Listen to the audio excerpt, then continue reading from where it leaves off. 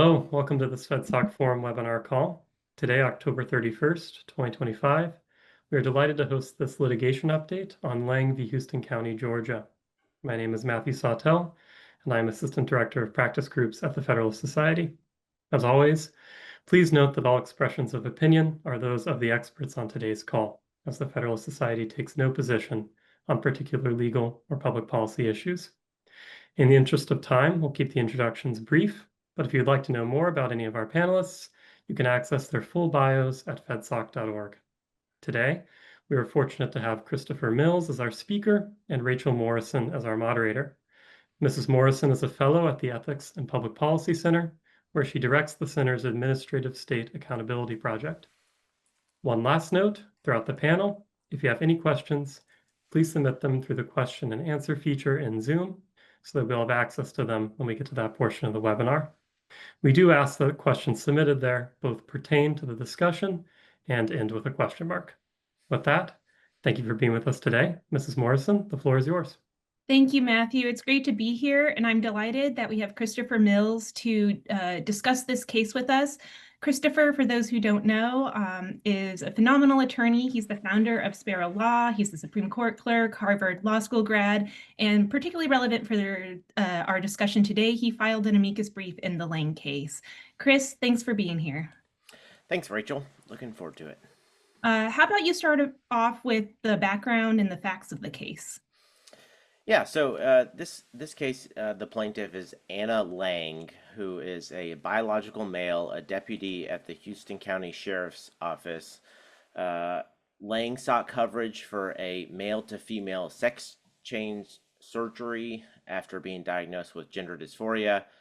The county's insurance policy denied that request based on an exclusion for drugs for sex change surgery and services and supplies for a sex change and or reversal of a sex change. The district court held that this exclusion facially discriminated because of sex as a matter of law, so granted summary judgment for Lange on Lange's Title VII claim. And so that's sort of the background. There was also a separate claim in the case involving intentional discrimination in violation of the Equal Protection Clause. Lange claimed that the exclusion was had a disproportionate impact and a discriminatory intent. That claim the district court had denied summary judgment on because of factual disputes about discriminatory intent. And so that claim was not before the 11th Circuit. Only the Title VII claim was before the 11th Circuit. In other words, the central issue before the 11th Circuit was whether the health insurance policy, by denying coverage for sex change surgeries or their reversal, facially violates Title VII. And can you give folks a background on Title VII for those who are not familiar? Sure. So broadly speaking, Title VII prohibits discrimination in employment along a number of classifications, including race and sex. It was most prominently at issue in the Supreme Court a few terms ago in the court's Bostock decision, where the court ruled that discrimination on the basis of sexual orientation or gender identity is discrimination on the basis of sex for purposes of Title VII.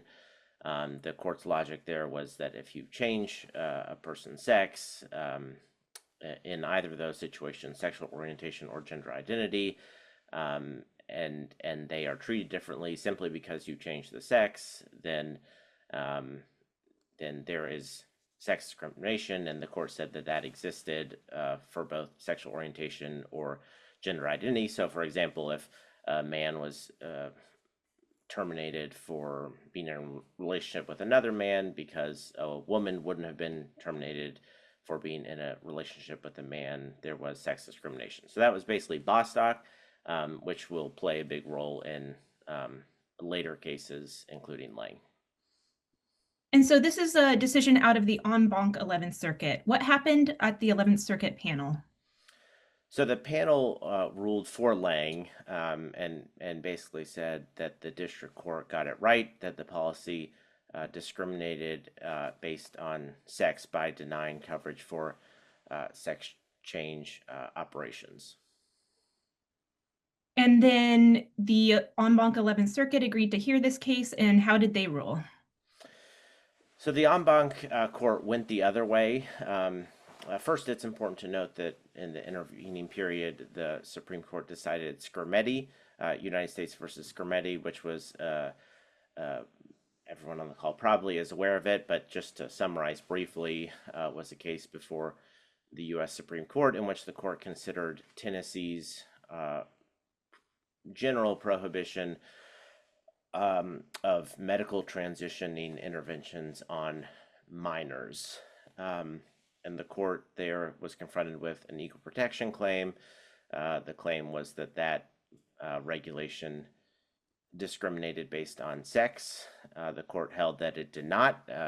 Basically, the logic of the court's opinion, for the majority anyway, was that giving puberty blockers to a male for purposes of gender transition is different treatment than giving puberty blockers to either a male or a female for other purposes. And so the fact that doctors would be allowed to give puberty blockers or the drugs used as cross-sex hormones for other medical treatments didn't mean that the state had discriminated based on sex by regulating their use in medical transitioning. And because there was no discrimination based on sex, the court applied rational basis review, pointed to developments in Europe, pointed to the Cass review in the United Kingdom, pointed to substantial uncertainty about how medical transitioning outcomes are for children, and said that Tennessee had a rational basis for adopting the law. Of course, if the dissenters there had prevailed, and if the court had said that the regulation did discriminate based on sex, then intermediate scrutiny would apply. That was Skrmetti. This is a Title VII case, of course, Lange, and that means the analysis is a little bit different because the law basically prohibits discrimination based on sex. So rather than having some sort of, well, if it does, then the defendant can still prevail if they can satisfy intermediate scrutiny. It's just prohibited. So there's not that sort of second step. The only question is, did the policy facially discriminate based on sex? And so the en banc 11th Circuit said, no, it didn't. And first, it explained that the intent of the policy didn't matter because the Title VII claim was for facial discrimination. Again, that's different than the equal protection claim, which focused on whether there was a discriminatory intent behind the policy, and that claim still, as far as I know, at the district court. The en banc court basically addressed and rejected 4 arguments by Lange, asserting that the policy did facially discriminate based on sex. First, Lange argued that under Bostock's but-for causation test, the plan discriminated based on sex because coverage would have been provided if Lange were born female, but was denied because Lange was born male. The majority disagreed, citing Skrmetti, which established that the law did not classify based on sex because it did not prohibit conduct for one sex that it permits for the other. So the court applied that logic here and said the county's policy does not pay for a sex change operation for anyone, no matter what their biological sex is. If Lange were a biological woman seeking a female to male sex change, the policy would also deny coverage. The policy exclusion doesn't hinge, therefore, on whether the employee is a man or a woman. The court also explained that the specific procedures involved in Lange's surgery, the male to female sex change, which would be removal of testicles and creation of a neovagina, would be denied to both biological men and women as part of a sex change, but would be covered for medical conditions like cancer or some sort of traumatic injury. So again, as in Skrmetti, the court emphasized that the difference lies in treatment, not sex, and therefore sex is simply not a but for cause of the denial. The next sort of broad claim of discrimination that Lange presented was discrimination based on transgender status. The argument was that the plan discriminates based on transgender status because it limits coverage for treatment for gender dysphoria, which is a diagnosis that some transgender people have. It's basically distress associated with a feeling of an opposite gender. The majority, however, in the 11th Circuit concluded that the plan did not facially discriminate based on transgender status. First, the court explained that the Supreme Court has not held that transgender status is separately protected under Title VII apart from sex. So while Bostock, suggested that sometimes there was a connection between gender identity and sex, it did not hold that transgender status is a separate protected classification under Title VII.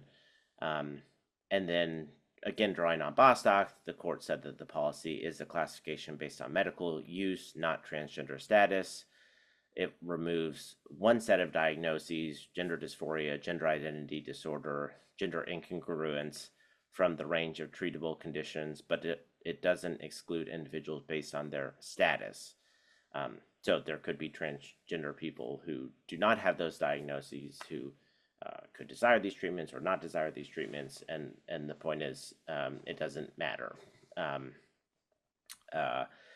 The plan would, the court said that the plan would also cover medical procedures involved in a sex change, such as, again, surgery following some sort of traumatic injury, whether or not the employee was transgender.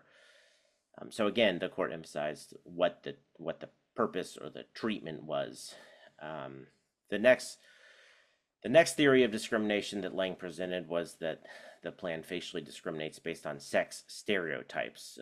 The majority said that it did not. Otherwise, it would cover procedures that align a person's physical characteristics with their biological sex. So here you could think of a detransitioner seeking some of these similar sex change operations to go to realign with their biological sex, but the plan, the court emphasized, doesn't cover those either. Instead, it excludes coverage for procedures that change the appearance of sex organs, regardless of whether the goal is to align with or differ from biological sex or any sex stereotype. And then the last claim that Lange presented was that the exclusion penalizes a person for transitioning.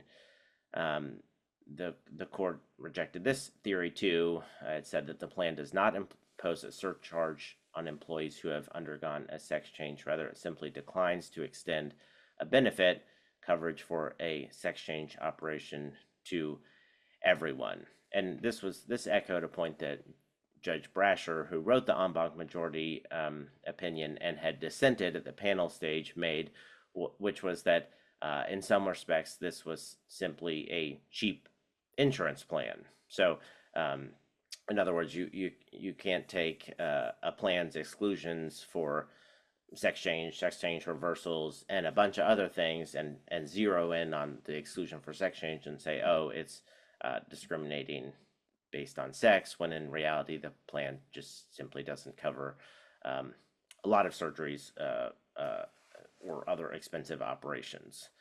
So basically, to summarize all that, and I apologize, that was a long summary.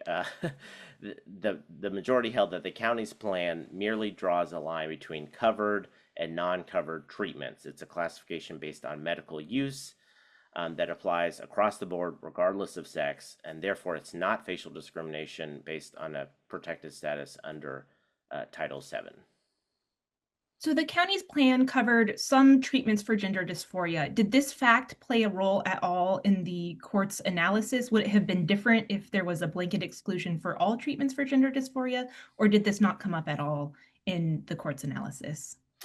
So the court mentioned that there were some counseling and other, I think to some extent the plan covered some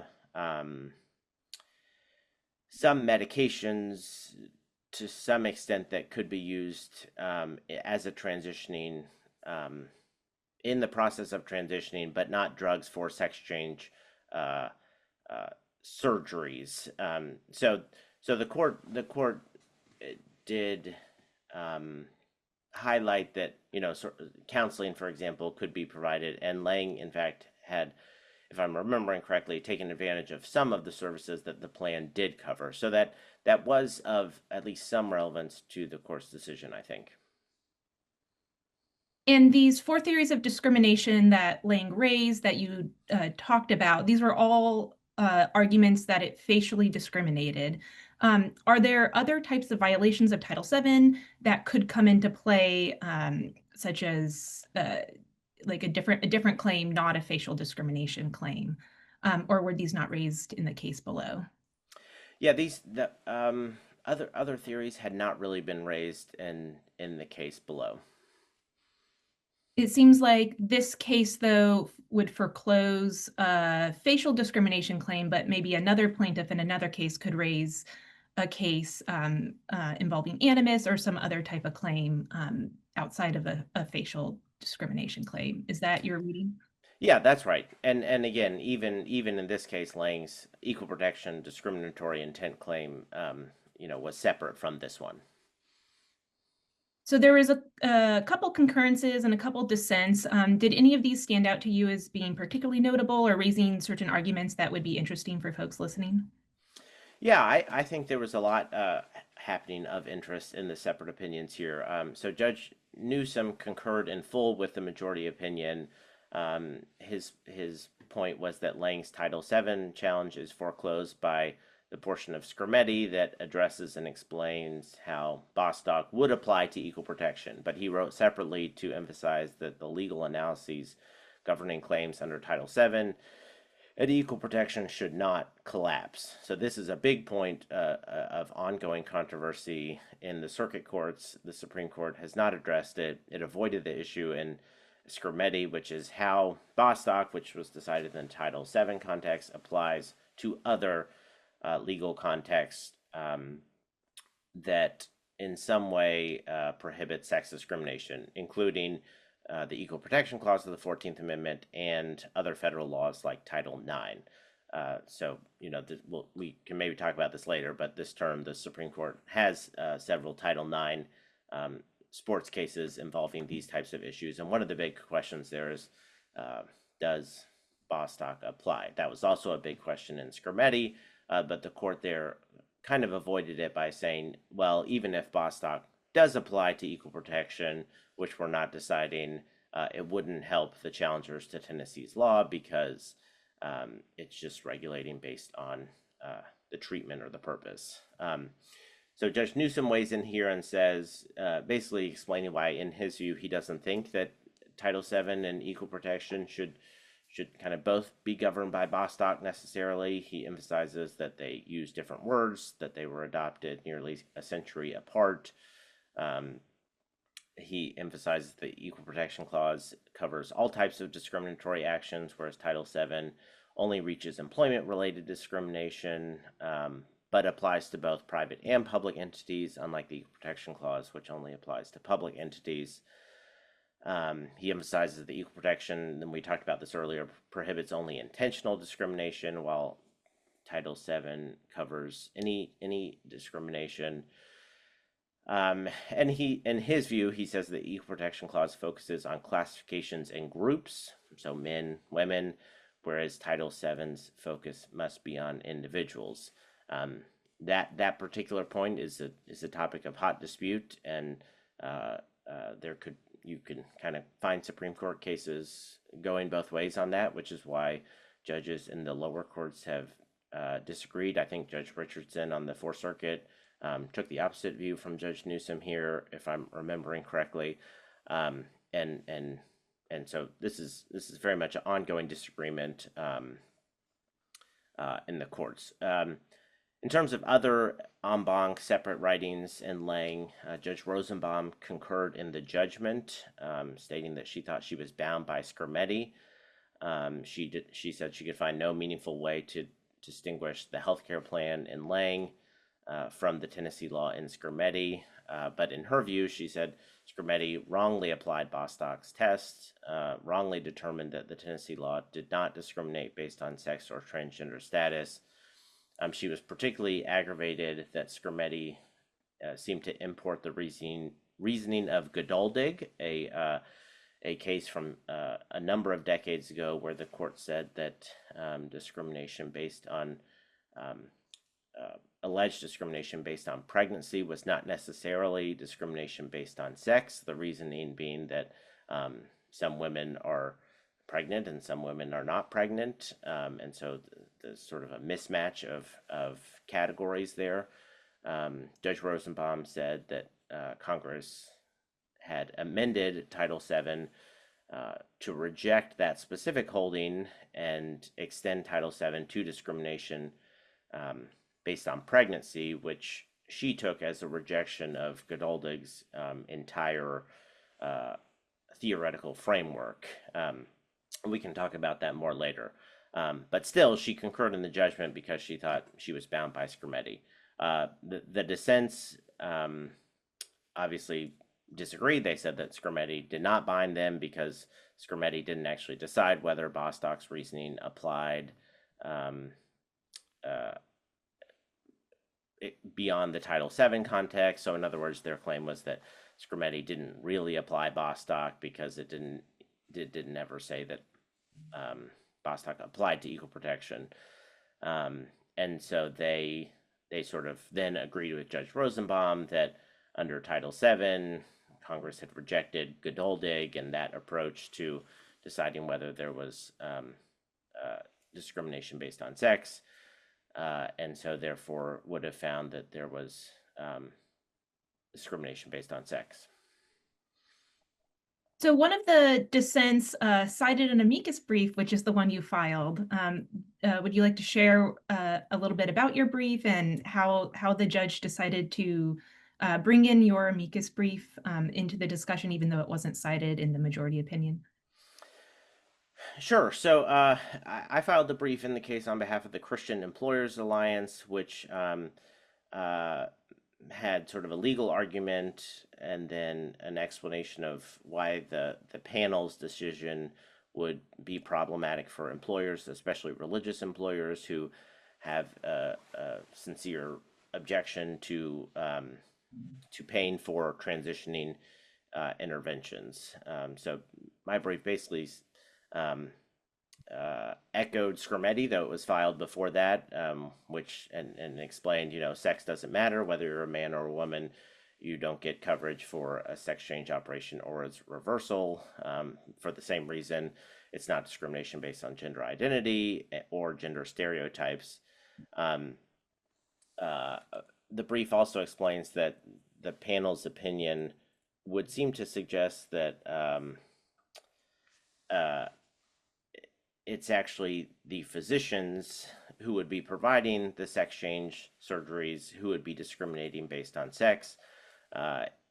So under the theory that whether a person can obtain a sex change operation entails sex discrimination, it's actually the private providers who are discriminating based on sex. They are the ones who choose gender transition procedures based on the person's biological sex. So the brief explains doctors wouldn't perform Lange's penile inversion on a female. They would not give a male testosterone to transition or a female estrogen. And they make these decisions based on gender identity, refusing procedures to those whose gender identity aligns with their sex.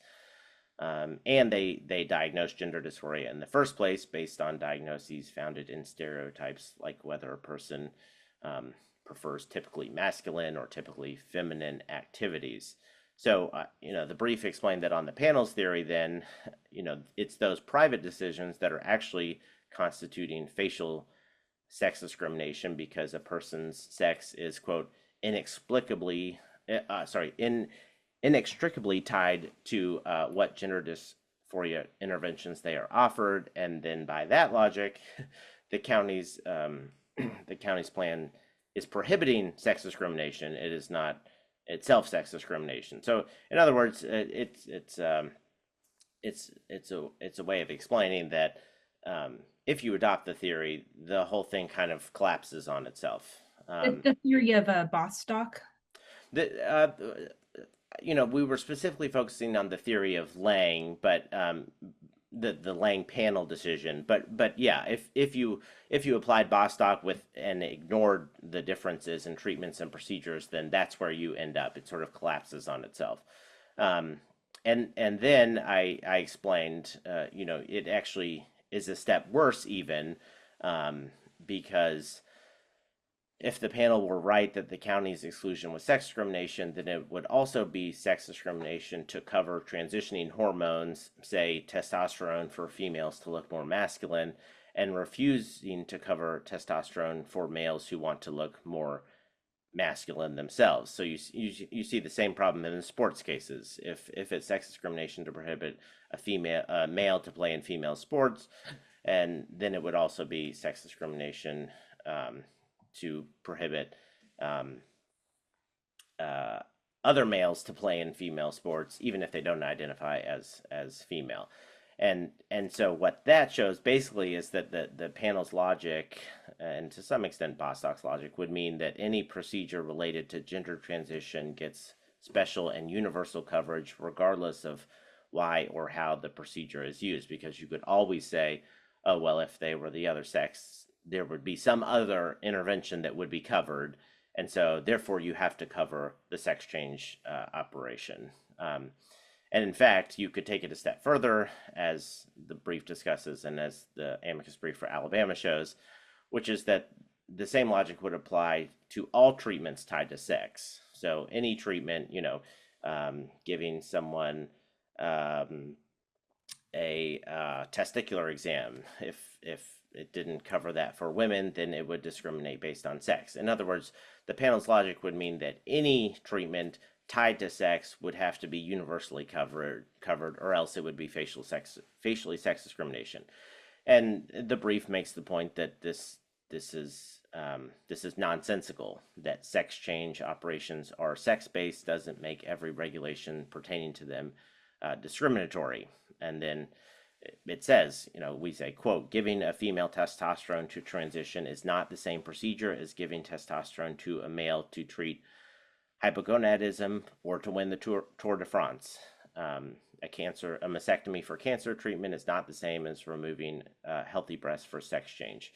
And so, and then the brief went on to explain why the consequences of the panel decision would be so bad for employers, especially religious employers with a sincere religious objection to covering sex change reversals. So all that gets me back to your question, which was how this brief came up in the dissenting opinion. And one of the dissenting opinions was, I guess, upset by the brief, in particular that explanation that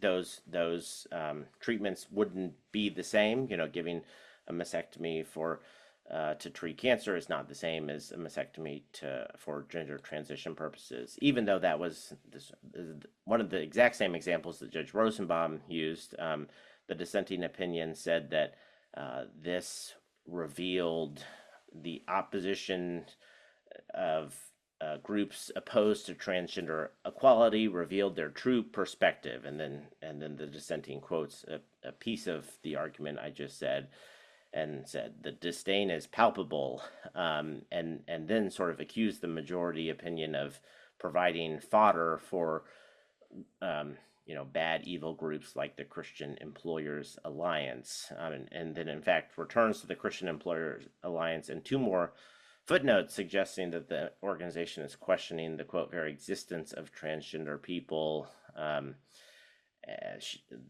The dissenting opinion warned that the group doesn't hide its goal to stop gender transition mandates, and sort of implied that this was some sort of nefarious purpose. Of course, the Christian Employers Alliance, like many Americans, has a religious belief that people were created male and female. In fact, that belief is shared by many non-religious people who understand that that's the situation in the animal kingdom largely, and was the viewpoint given by Justice Ginsburg in the VMI case that where she said, quote, physical differences between men and women are, quote, inherent, enduring, and cause for celebration. But I think this was remarkable to find this sort of rhetoric that by opposing universal coverage of sex change operations as a mandatory matter of federal law somehow showed that a group was somehow questioning the existence of transgender people, or sort of attacking them directly. I think that's an argument you would find more often in the media than in a judicial opinion, especially when the argument was presented by an amicus. So all that to say, I found that portion of the dissenting opinion surprising, and but it sort of underscores how intensely emotional these cases can be to some people. Yeah, I think there's a couple points maybe worth emphasizing, that we're talking about what is the scope of health insurance benefits, not do these individuals have access to the benefits. And then it seems like under the dissent's theory of discrimination, if you offer any health insurance benefits, you would have to offer the entire spectrum of anything that's sex specific, in order to not violate this theory of discrimination that they're upholding. I mean, this is something that I've written about, that's going to be published in the Catholic Law Review this coming year, about how this theory of discrimination can't just be cabined to like this specific subset of treatments. It would have to apply to any protected basis under the law where discrimination is prohibited, which would, as I say in the Law Review article, opens Pandora's box, which is why I title it "Avoiding Pandora's Box." But I think that this is an interesting dynamic of what is the scope of benefits that should be provided, which is a different question than does this group of people have access to the benefits. I think that these issues have been coming up under the 14th Amendment. They've been coming up under Title VII. They've also been coming up under Section 1557 of the Affordable Care Act, which is the non-discrimination provision of the Affordable Care Act that prohibits sex discrimination in the federally funded healthcare programs and activities. It also comes up in disability discrimination cases, alleging that gender dysphoria is a protected disability, and then excluding these treatments for gender dysphoria would be disability discrimination. How do you think that this case will impact the discussion moving forward in other courts? Obviously, this is just one circuit court opinion and not a Supreme Court opinion that's binding across the board. Right. Yeah. So obviously this decision governs in the 11th Circuit, and there are somewhat contrary decisions in some other circuits to be aware of. The Fourth Circuit has a couple cases that go the other way. Some of those cases are kind of being reconsidered now in light of Skrmetti. So, but I think otherwise it's very much of an open question. A big open question which Skrmetti didn't resolve, but a number of the separate opinions did, was whether discrimination based on whether transgender status is a quasi-suspect class for purposes of the Equal Protection Clause. Justice Barrett and Justice Alito weighed in on that. I think a big question is how Bostock applies to equal protection, to Title IX. Again, Judge Newsom's opinion here tries to get at that. I think there's a lot of questions about how to do Bostock, because if you read the separate opinions in the 11th Circuit, they felt quite strongly that Bostock's application was very simple here. And in Bostock, Justice Gorsuch made it seem like it was easy. Whereas in Skrmetti seems to say, well, actually, it's a little bit more complicated than this. Just change one thing and that's it, and don't look at anything else.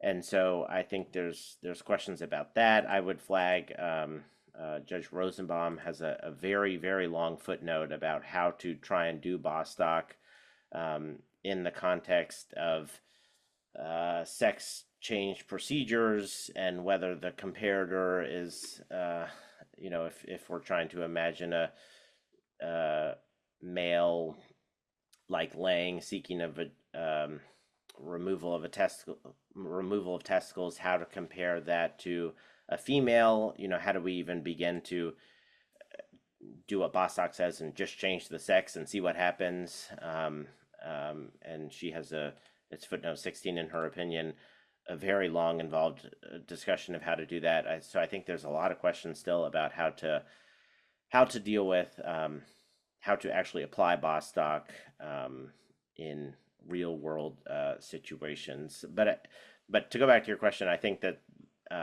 while this kind of addresses this issue for the 11th Circuit, and I would imagine that most other circuits would find the analysis pretty persuasive in light of Skrmetti. Again, that's why you had Judge Rosenbaum here saying, I think Skrmetti was totally wrong, but it is what it is, and so I have to follow it. So I think it will likely be persuasive to other courts confronting these types of issues. But as you said, there are other legal provisions that can come up in some of these cases. Lange had an ADA claim that got dropped. There's Section 1557 claims. The argument I was mentioning earlier about, if you think this is sex discrimination, then it seems like the private providers are actually the ones discriminating based on sex.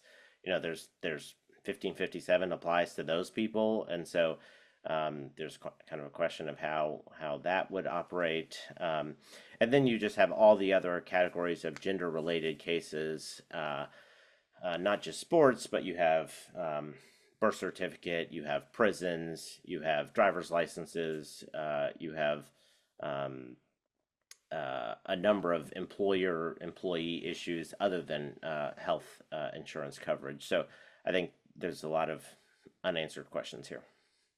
And maybe the question is we'll have to wait and find out, but do you see this case having an impact on those other cases, or the reasoning applying, or is the reason in this case pretty narrowly focused on the insurance issue? I think the case is pretty significant and important because it's really the first big case trying to figure out what Skrmetti means in these other areas, including Title VII. And so the extension of Skrmetti, even though it didn't decide whether to apply Bostock, the fact that the court said, well, here's how we would apply it if it applied, the fact that judges are saying that tells them how to do Bostock, even in the Title VII case, is pretty significant, I think. And again, just having an en banc circuit court decide one of these follow-up cases is pretty significant. So I do think this opinion is worth looking at. I think it'll get a lot of attention in upcoming cases, but as you said, it is somewhat limited by the fact that it is just about Title VII, and it is just about a health insurance coverage, and there's obviously many other legal doctrines and many other gender-related issues out there.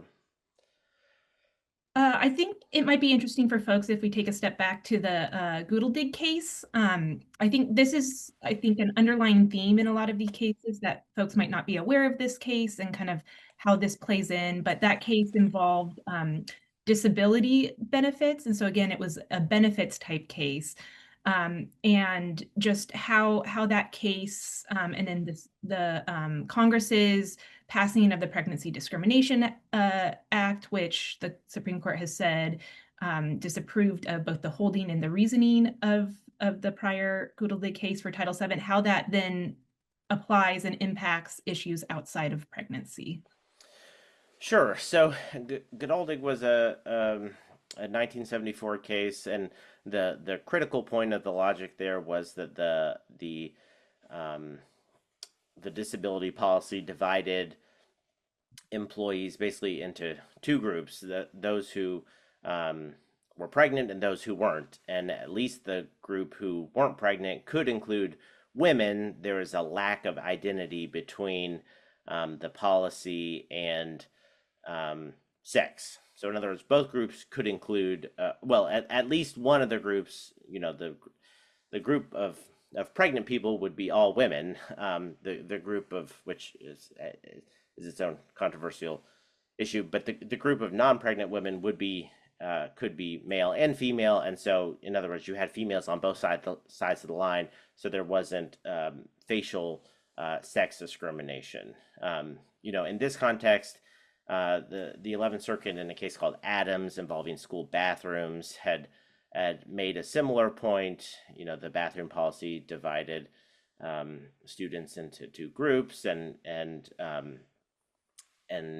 there was, some transgender people would want to use either bathroom, and so there was a lack of identity between the policy and transgender status. And the 11th Circuit's opinion in Lange didn't rely a lot on Gedaldig but that was mainly because Skrmetti had sort of relied on Gedaldig. Again, that was what the concurrence in the judgment and the dissenting opinions in Lange were upset about. Here, I actually think in the gender context, it's easier than Gedaldig because if you transfer that theory here, you have an insurance policy that divides employees into two groups: those who want sex change operation and those who do not. The group that does not seek sex change operation could include transgender employees who just don't want those operations. And so under Gedaldig, there's a lack of identity between the policy and transgender status. Here, it goes another step, though, because the group that does want sex change operations could include non-transgender employees, for instance, people who are detransitioning. So you actually have even less of an identity between sex or the protected characteristic in the policy than you did in Gedaldig, where at least the pregnant category was all women. So anyway, the question, though, is what happened after that. Congress amended Title VII to basically overrule Gedaldig as to pregnancy, adding that Title VII covered discrimination, quote, on the basis of pregnancy, childbirth, or related medical conditions. And then the Supreme Court later applied that and said it made it unlawful to treat pregnancy-related conditions less favorably than other medical conditions, even though the group of non-pregnant employees includes some women. The EDA added an additional phrase as well, which I think is also significant, saying that you have to treat like pregnancy the same for fringe benefits as other conditions as well. So I think that additional phrase also plays into this idea that it's specific to pregnancy. Right. Yeah, that's right. So but the argument the Biden administration made, this argument in Lange, was that pregnancy amended entirely abrogated Gedaldig's logic. So in other words, the claim was that Congress rejected this whole, well, there's two categories and one of them includes both sides of the line, and so there's a lack of identity. Their claim was that by adding the pregnancy amendments, Congress said, no, that's the wrong way to interpret Title VII. I think and my brief makes this argument, and I know your article does as well, that's an overreading of the statute. The statutory amendment simply added pregnancy, and so it obviously abrogated Gedaldig's specific holding that pregnancy discrimination isn't sex discrimination, but it didn't say that this is the wrong way to think about Title VII. And so I think that's a big question, and again, that's something that the separate opinions make a big deal about. And it seems like after Bostock and Bostock's direction, you have to look directly at the words of the statute itself, would seem to suggest that whatever Congress's intent or people maybe thought it was going to be, you have to look at exactly what Congress did in the statute itself. And they didn't disavow the theory of discrimination across the board. They addressed the pregnancy specific issue. Right, and that's what Bostock said over and over again. Quote, only the words on the page constitute the law adopted by Congress and approved by the president. And so I think if you take Bostock seriously, if you take textualism seriously, then you can't say, oh well, they added pregnancy, so therefore the whole mode of analysis was rejected. Well, I'd like to take a minute and ask folks who are listening, if you have any questions, please drop it in the Q&A. We are excited to talk about this case and the interactions. I think a lot of this case and the discussion, there's a lot of unanswered questions of what's coming next, the interaction between Title VII and the 14th Amendment, Bostock and Skrmetti, and there's been this interplay between the Supreme Courts and various circuit courts. And then obviously all the applications, whether it's insurance coverage or sports and the like. And so it'll be really interesting, I think, to see how this case will play a role, whether it'll come up in the Supreme Court's sports cases, oral arguments, or in other cases that are considering either the insurance exclusion under Title VII or other issues or other cases involving gender identity or gender dysphoria or transgender status. I don't see any questions at the moment. Chris, are there other points you think would be helpful for folks, or anything else you would like to say? Let's see. I think I've covered it. Do you have any you've thought about this a lot, so do you have any thoughts while we're waiting for any questions? I think it'll just be interesting to see how much this case gets cited in all of these other cases that are percolating in the courts. This case seemed to read Skrmetti's analysis of Bostock in that context. Like if we were applying Bostock, how would it come out as then being controlling in the Title VII context? Which is interesting because Skrmetti wasn't a Title VII case, but then if their analysis of Bostock and then comes back into Title VII. So I think that'll be interesting to see if all the circuit court judges in these other circuits start, if that's how they read Bostock, or if they're going to go with the dissents and say that it was a 14th Amendment case, we don't have to apply it, it's different. Justice Gorsuch in his concurrence in Students for Fair Admission talks about how these are very different statutes and we don't need to get into it at all. Or we don't automatically apply 14th Amendment and Title VII together. We do have one question. Is this case likely to be subject to a cert petition? Great question. Yeah, I doubt it. I mean, I don't. I think there's been some hesitancy on the part of challengers like Lange to continue to push these challenges, especially after Skrmetti. You saw many of the medical related challenges dropped, even though many of those cases also raised a separate substantive due process claim about the right of parents to supposedly medically transition their child.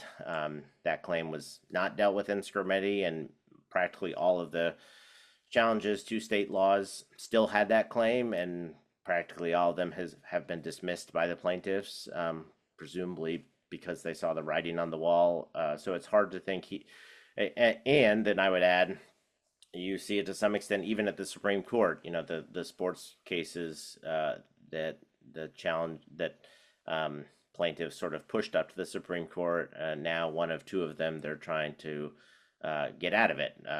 The plaintiff there has suddenly disclaimed an interest in playing college sports, and so is trying to voluntarily dismiss the case and argue to the Supreme Court that it's moot. So in other words, I think after Skrmetti, they don't want the Supreme Court saying anything else about this to the extent they can avoid it. So I would be surprised if a cert petition were filed here, but that doesn't mean the Supreme Court isn't going to see this issue. I mean, it's going to take is one circuit, the Fourth Circuit, the First Circuit, the Ninth Circuit going the other way, and then there will be a circuit split, and there will be a cert petition. So, whether it's coming eventually, I would say there's a decent chance at it. But I would personally, I'd be surprised if they took this one up. There was a couple pending cert petitions last term involving insurance exclusions for the sex rejecting procedures, and those got kicked back down. And those involved 14th Amendment, and then one of them, I don't remember if it was 1557 or Title VII, but it seems like the Skrmetti probably has foreclosed a lot of these 14th Amendment claims, but I think we're going to start seeing a lot more of the federal statutory discrimination claims under Title VII, Section 1557, under the Rehabilitation Act and Americans with Disabilities Act. And then I also think that we might start seeing state law claims, whether that's state constitutional claims, like equal protection type claims, or state non-discrimination law claims as well. It kind of reminds me of some of what's maybe happened in the abortion context, where if it's, it kind of shifts from federal arguments to more to the states, and then you have more of a patchwork, or if one avenue is foreclosed, then the trying to argue or reach into some of the others. But I think, I think it'll just be really interesting. There's going to be a continued conversation. And okay, maybe not 14th Amendment, but now what about Title VII? What about disability discrimination on the federal level? Okay, if that's foreclosed, then there's going to be all these state claims. And then how does that interact with the federal law? Maybe it's not required under federal law, but if it's not prohibited, then it seems like it might then be required in the state as well. Okay, I don't see any other questions. Any final words, Chris? Nope, I think that's it. Awesome, thank you. I was gonna say, I think Matthew's gonna hop back on now. Yeah, thank you both. So on behalf of the Federalist Society, I want to thank you, especially your experts, right, for the benefit of your time and expertise today. And I want to thank you, our audience, for joining and participating. We welcome listener feedback by email at fedsocforums@fedsoc.org. And as always, keep an eye on on our website and your emails for announcements about upcoming virtual events, the biggest one being the NLC next week. So thank you all for joining us today. We are adjourned.